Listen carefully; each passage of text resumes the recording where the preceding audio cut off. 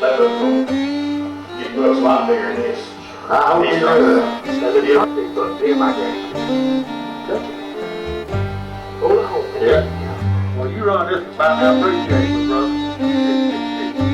Your cub, my love. Well, this is what I've been looking for. Wall pipes.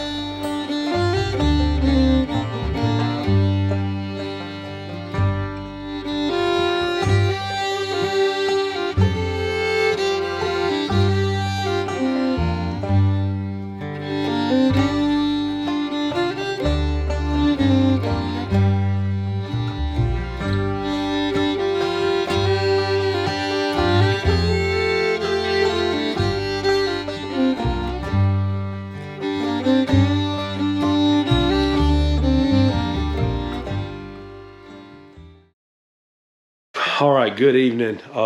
This is about to be the start of a new series that I'm going to do. This video, the purpose of this is going to be trophy room tour / deer stories. Sorry, I'm going to be walking the whole time. I can't be still. But I'm going to have some videos. There's going to be a short series. They're going to come out.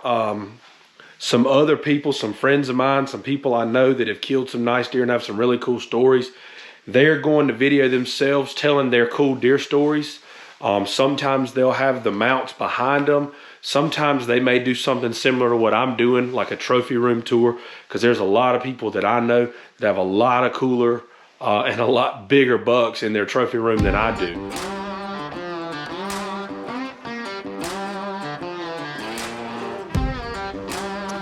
All right, so first thing would be to explain is the reason that this all means so much to me, partly, is the way that I grew up. So this room right here that I'm standing in, when we bought this house, this was a carport. All it had was a roof, and it had some pillars, columns type things around the side. So we got this thing closed in all the way, and the deal was that I made with Taylor was she can do whatever she wants in the entire house. But this if I could just have one room, and this room doesn't really match the house. It's all wood, everything in it's wood. There's no sheetrock or anything like that in here. Anyway, I grew up seeing my daddy's trophy room. He had a garage, and what he did is he closed it in, and that's where all his deer heads wound up. So growing up, I was obsessed with his deer heads. I loved the thought of one day I was gonna have a room like that. But I will start with everything that's not mine, first of all. Well, first of all, when you come in, there's a big shelf that runs around the top. The ceilings are like 11.5 feet. So to get like 8-foot sheets of stuff, you had to have something on the top and the bottom. Well, the top, there's a shelf going around. On the shelf, there's a whole ton of stuff. Like there's some helmets of some teams I've played for and coached when I was playing pro ball and stuff like that. There's a lot of that stuff. There's a lot of wrestling stuff up here. So when I was little, I loved wrestling. Sting was my favorite wrestler. And with all the apps now, my kids have fallen in love with wrestling, and the apps, you can just watch, old wrestling. So instead of watching new wrestling, they've watched Sting. So they kind of had a lot to do with me keeping this. I never had this until this past year. They just really wanted me to collect a bunch of this stuff and get it up there. And you can see there's some of our Boykin Spaniels that we have won some awards right there. Got some titles. There's a lot of deadheads up there. There's some sheds up there. Most of the sheds now are over here in this basket, which is covered up. I got a lot of this stuff ready to go to Alabama. Got a lot of sheds here right where the TV is. I'll talk about some of the other sheds later, but this is where all my camera stuff stays. So I got my drone here. I got my other GoPros here. I got all my charging stuff goes on right here. Got tripods and stuff here, camera bag. Just got some new stuff for my camera. Just had to weigh it today to make sure it was gonna be good to go. Right here, these are all the rattlesnakes and arrowheads we found on some of our places. These rattlesnakes, most of them came off our place in Reynolds. This shed right here, when we bought our place in Reynolds, this buck was the first buck we had a picture of. And this shed, I literally watched him on camera walk off and come back with one antler, walked out there the next day, and this was laying there. Awesome find for me there. Those are all the shell casings right there from bucks and that I've killed, and there's Charlie's 2 bucks from this year stuff. Another thing, when you walk in here, you can tell everything that I pretty much are all my favorite things. Guitars are something that I love. I got these right here. I got some other ones around. Right here, this is a ball from every game that I've won as a head coach right here. So every time we win, my players know that they got to get me that ball. So if it's now, we'll get into the stuff that's either not mine or not something that I shot. First thing, and probably by far, I'll have to walk over there to it. Probably by far the coolest thing, the coolest buck in this room is this deer right here. This buck was killed by Taylor's granddaddy. I think it was in the 80s sometime. Right here, we went to explore the old camp where our current hunt club used to kind of be housed at, and that was just laying in a back room in the floor. This other one is also a really nice deer, a heck of a deer, South Georgia.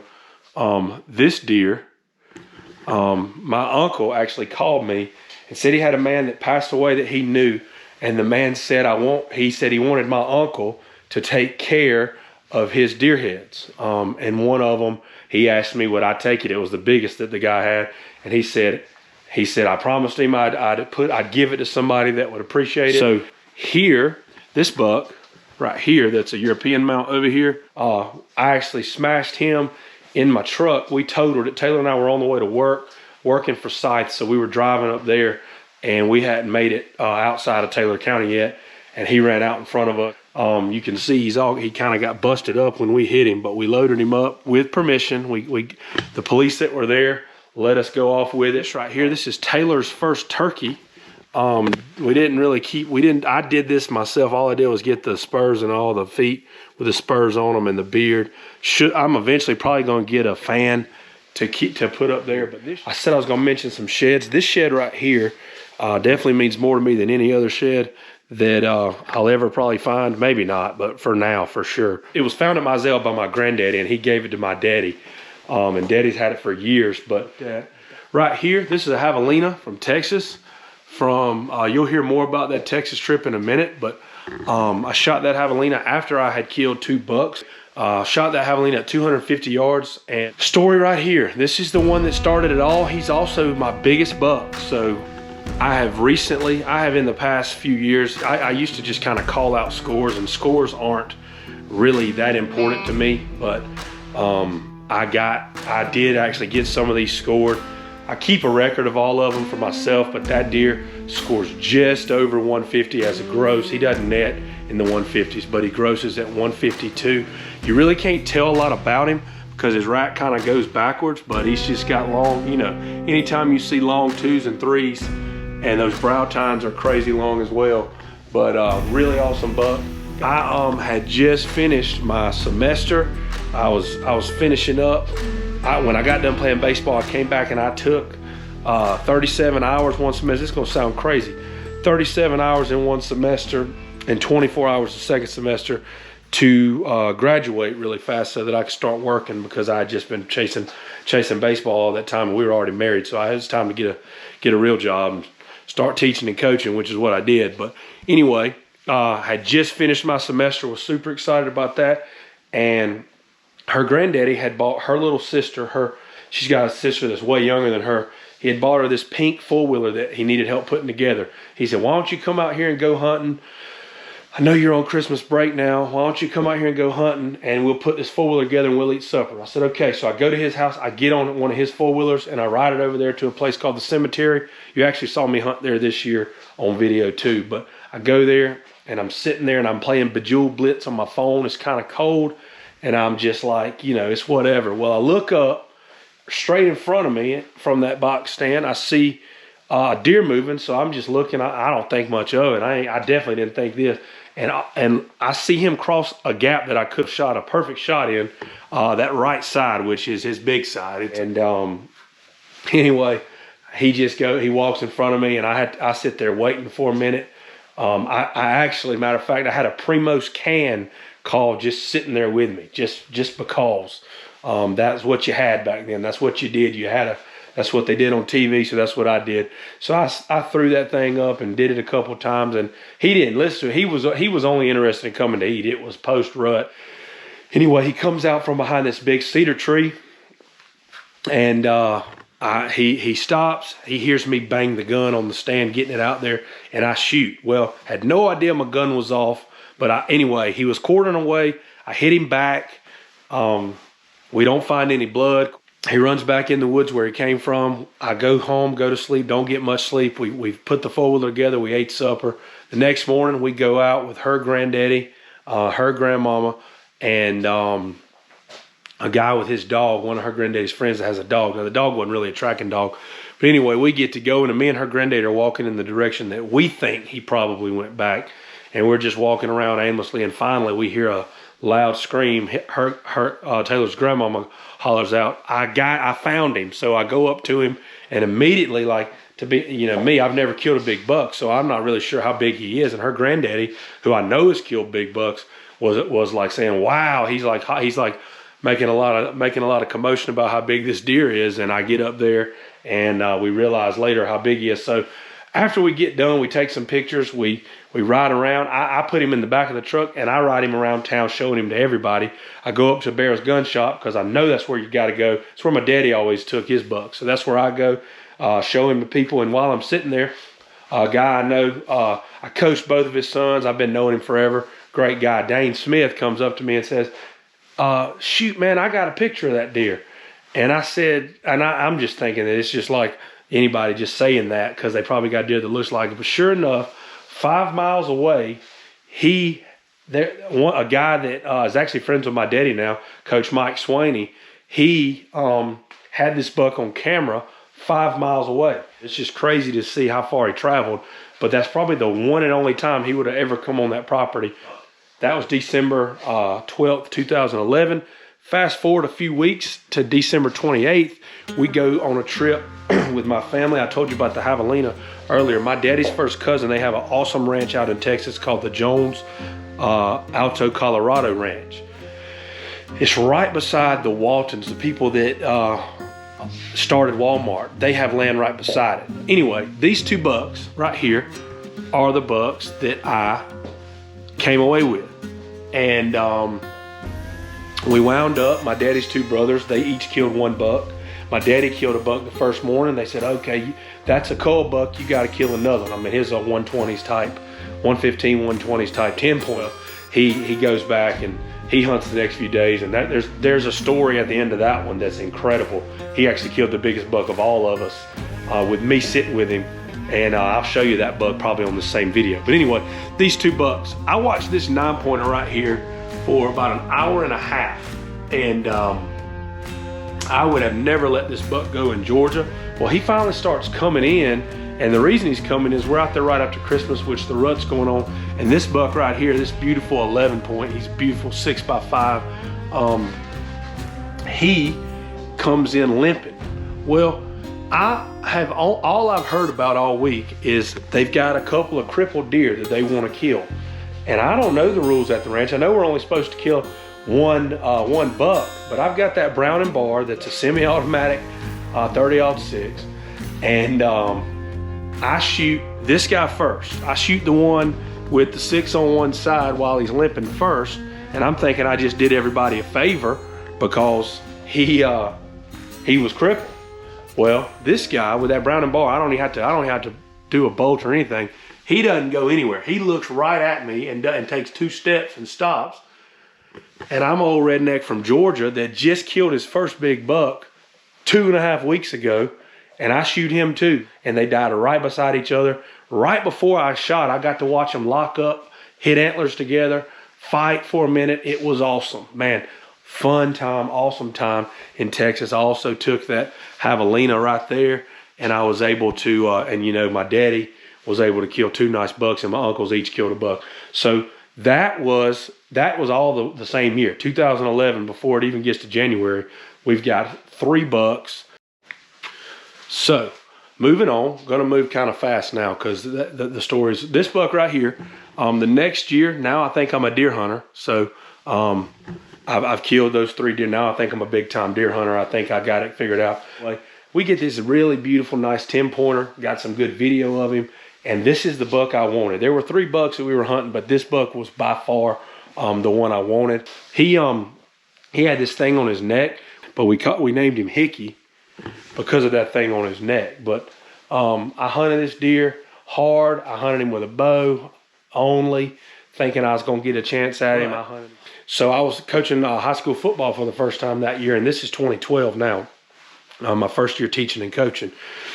So we get put out of the playoffs on, I guess, November the 8th night. Well, back then, everything wasn't on the internet, so you had to make film, you had to do this and that, and we were up there until dang 6 o'clock almost, all night, cleaning up, getting everything done so we wouldn't have to come back Monday after school.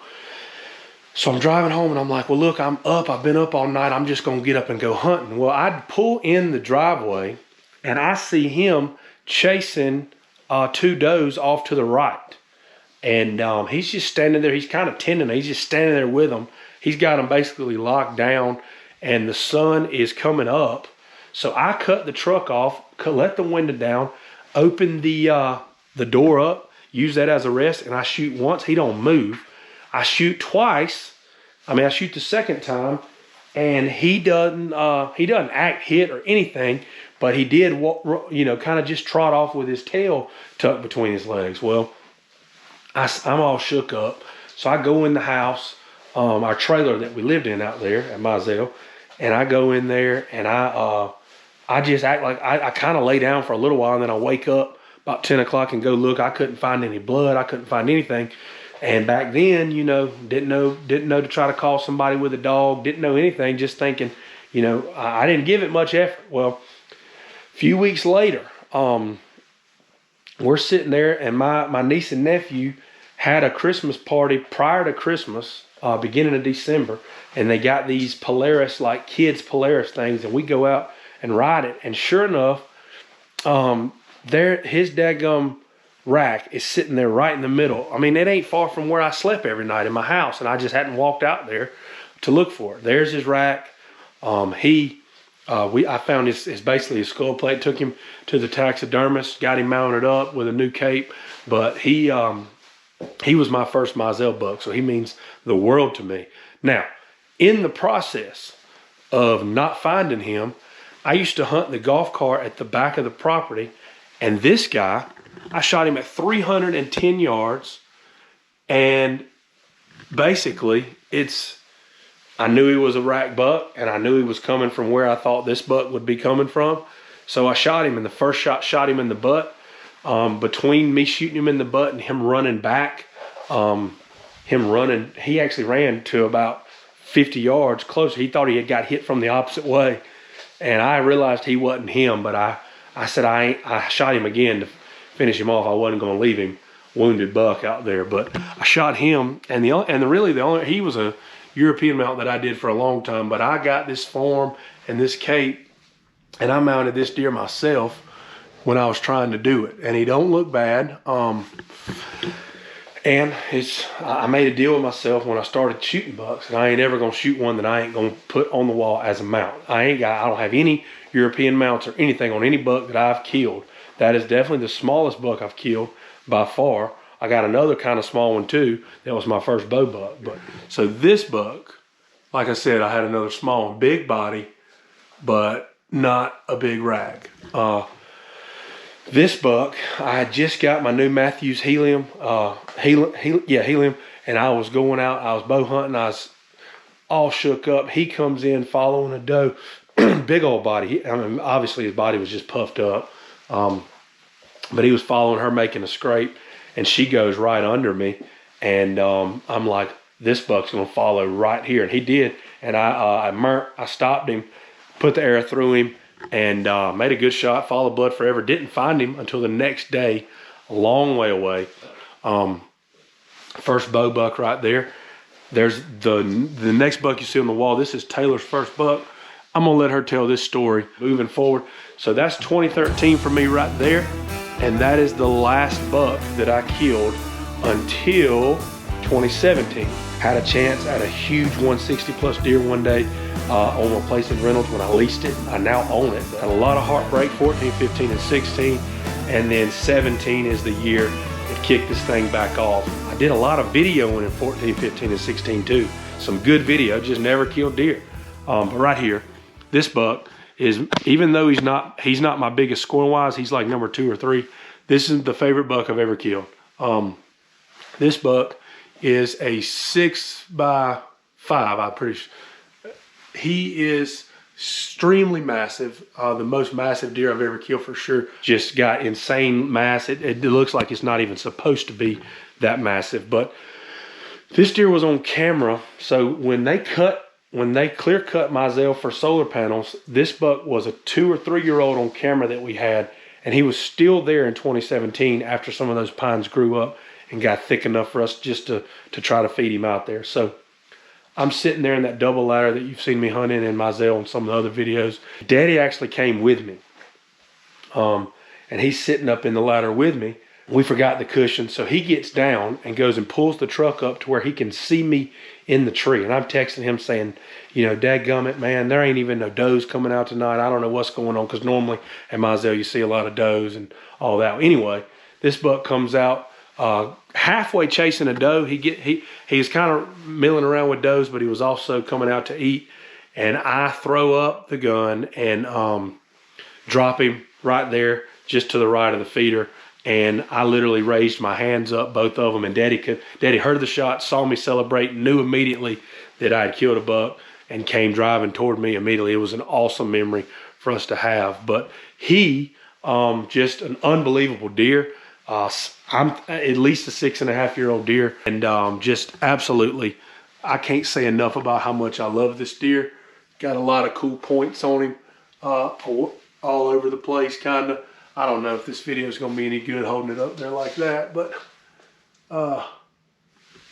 that's my guy right there. That's my number 1, my favorite buck I've ever killed, and that's 2017. He's the drought breaker, and since then we've been blessed enough and fortunate enough to fill every Georgia tag we've had a chance to kill. But by far the biggest Mizell buck right there. So that's October 25th. Then November the 14th, this buck was kind of mysterious on camera. Let me get a light on him so you can really see this. He has basically a beam coming out the back. This is not, if you look how this grows, this is not a normal beam. Really loved this deer. I fell in love with this deer and was thinking he's just going to be the perfect deer to shoot. I'd love to shoot him. Well, like November 11th or 12th, I'm sitting here on the couch, we're hanging out, and I see him, and I'm like, man, I could probably go out there and try to sneak up and kill him. But we were having a family night, and I didn't want to do that. So November the 14th was the next time I could hunt. I got up in the double ladder. Similar to the other one, I'm texting my daddy. I'm like, man, I ain't even seeing no does. I ain't seeing nothing. This is a lame night. Well, about 5 o'clock, which is, I mean, it ain't even been that long.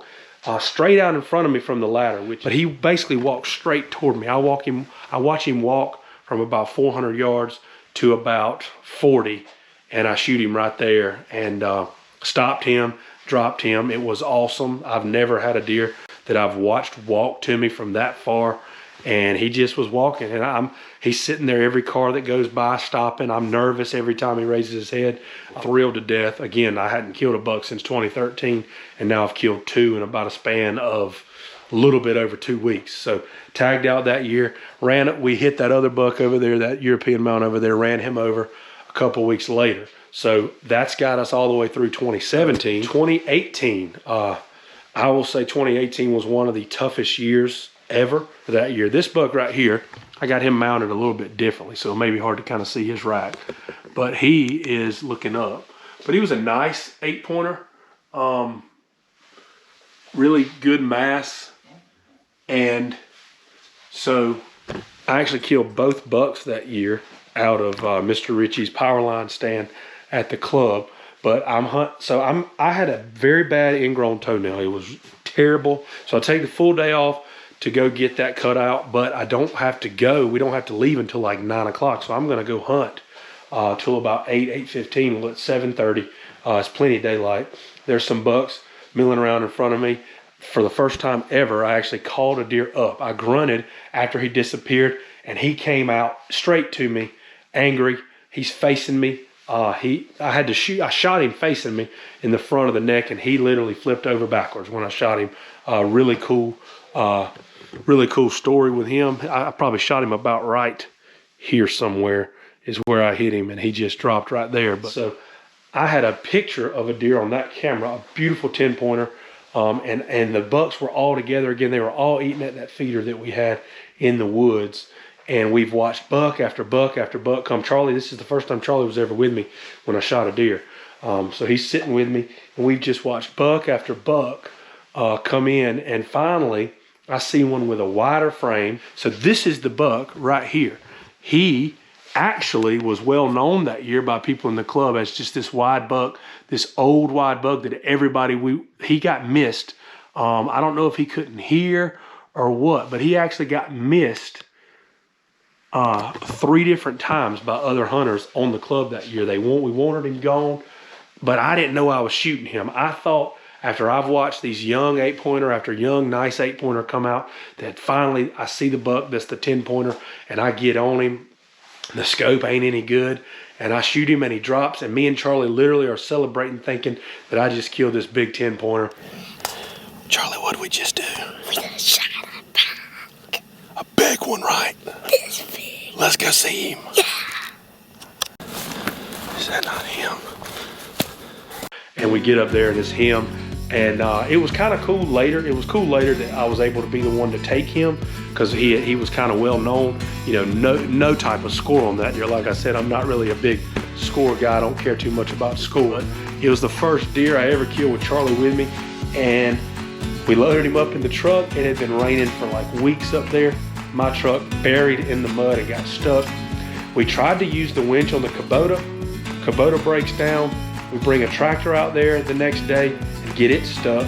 So we had to borrow somebody else's tractor to pull one tractor out, then pull a Kubota out, then pull a truck out. It was a 2-day affair that was miserable afterwards, but it's a crazy story. It's a funny story we'll always have, and it's a buck on the wall that I am proud that I was able to keep. But probably the best hunting year before this year, because 2019 is probably the best year for me personally. But this year we were at Charlie killed 2 bucks, Taylor killed a big buck. This year is definitely the best hunting season of my life. So I'll show you these. This is Elvis right here, and Elvis was the buck. We had pictures of him the year before. We had pictures of him as a 2-year-old and as a 3-year-old, and this was his 4-year-old year, and he was not he was a 10-pointer, always was a 10-pointer, but he just never really grew a lot of mass. If you look at this buck and then you look at Elvis, there's a bunch of difference in the mass between them. But really, he's the type of deer that Mizell's kind of always been known for. Not a lot of huge deer have come from out there, even if they had a little age on them. But anyway, that's Elvis. So I watched Elvis in Velvet that whole year and decided that this will be the year that I try to shoot him. But I watch him all summer, and what I did is we cleaned up the yard here at the house, and I cut a lot of crepe myrtles out of my yard, and instead of just throwing them away, I took a hole digger. Actually, I think I took an actual auger that we had for the back of the tractor, and I dug holes in a semicircle in the middle of the field out there in front of the feeder at Mizell, and they still had leaves on them then, and I put a blind right up in there. I did that, and the first time I went there, I don't know, it was the second hunt I went in there after him. I think I hunted him opening weekend and I saw a doe or something, but anyway, the second hunt I go in there right at dark, him and a couple of other bucks come in, and I get a shot off on him, and couldn't find any blood. Thought I made a great shot, and I'll show you where the hit was. I'll put a picture up there of it. But anyway, I call a buddy of mine that I've actually called twice after killing a buck, shooting a buck with a bow out there at Mizell, and he tells me a guy to call with a dog. I come home, wait a few hours. That guy shows up from Cordell. He had just been, he literally came in golf shorts and golf shoes with his dog. His dog follows this buck to about 70, 80 yards from where I shot him, and he literally runs him and bays him, and the buck lays down and dies. It's not quite, it's very similar to what happened with the Major this year, but he died a little sooner. He didn't run quite as far. He probably ran another 300, 400 yards, whereas the Major ran like 600 to 800 yards, I think, from where he was shot. But anyway, that was an incredible That was late September, I think the 27th or 28th of 2019. And then I literally have only hunted twice at that point, and it was just a busy year. I didn't really have a buck to hunt. All of a sudden, I'm here with a buddy from our club, Michael, who had been up from Florida, and he stops by the house. And my daddy texts me a picture that he had seen on my Moultrie account, and he's like, where's this deer at? And I said, I couldn't believe it. I was like, oh, that's the one. I told Michael that day, I said, listen, I'm gonna try to kill this buck. So I go to where I had hung the stand where he was on camera, and I don't see him the first time. So that's my third hunt of the year. And I'll show you, this is a buck that Charlie named Lockjaw, just a random name. No real reason why he named him that, but that is the name that he gave him. And this was, he is my second biggest buck scoring wise. He's really tight, but he's got crazy tine length on both sides, on his 2s and his 3s, and just an awesome buck. But anyway, I'm sitting there and I go, so the plan was for the next Saturday that I was gonna go hunt him at a place called the 80 Acres. I hunted there this year, but it was gonna be raining. So I was gonna go, I said, maybe he goes through the White House because they're connected. So I'm gonna go hang a lock on at the White House so I can try to hunt him or this other deer we had with a bow. So, but it's raining. So I said, I'm gonna go sit with my gun because I wanted to kill him with a bow. I was gonna go sit with a gun in the box stand at the White House, and then I was gonna go hang the stand afterwards in the rain, no scent, all good, no problem. Well, I ain't been sitting there, daylight ain't been there for 10 minutes, and he comes out, just walks 40 yards to the left of me, walks out in the food plot. I shoot him and drop him right there, and he's the first buck I ever killed in the morning in Georgia. And I was so, I mean, I'm talking about this buck meant the world to me. I literally said I was gonna kill him, I think 6 days before that, and 6 days later, I had hunted him twice, and I had killed him. So 2019 was an awesome year for me. I was done October 26th. I had only hunted 4 times, and I had killed the top 2 bucks. I mean, Elvis was number 1, and then when Lockjaw showed up, he became number 1. So that's 2019, and then 2020, finishing it up. These are my first YouTube bucks, my first ones I was able to get on video. This is Lucky right here. Me and Charlie shot Lucky on October 25th of 2020, and we had let him go with a bow a couple weeks before that. But Lucky is an absolute. I got a lot of messages about Lucky when I let him walk. Some people were saying great pass. Some people were saying can't believe you did that. And for me, I felt good about passing him when I did it with a bow, but I also felt really good about shooting him when I did right here. This is Hoof Kick, as Charlie named. The 8-point that we killed December the 3rd was an absolute, I mean, just both of these were so much fun. Enjoyed them immensely. Super excited. They're mounted together here. These bucks will always hold a special place to me because, you know, whether anybody ever watches any of my videos or not, more than they already have, that was so much fun to get to produce that and to start that and to do that. And these be the guys that started all that for me. Again, I'm not sitting here claiming to have a room full of giants, but I'm extremely proud of these because all the ground where I killed all these bucks, one way or another means the world to me. But I'm just saying, man, this is I love this room. I love everything about that we do. I'm excited. I'm going to do this again, obviously, when we get the 2021s. And that's it. I am thankful for anybody that watched this whole thing. I know it probably got kind of long. I'm going to try to edit it down as best I can. But I'm very thankful. Be looking out for this new series that's coming out. The trophy room tours, the buck stories, they're coming. I'm excited to get other people involved, and I'm so thrilled. Hopefully you'll watch. Hopefully you'll enjoy them, and we will see you next time.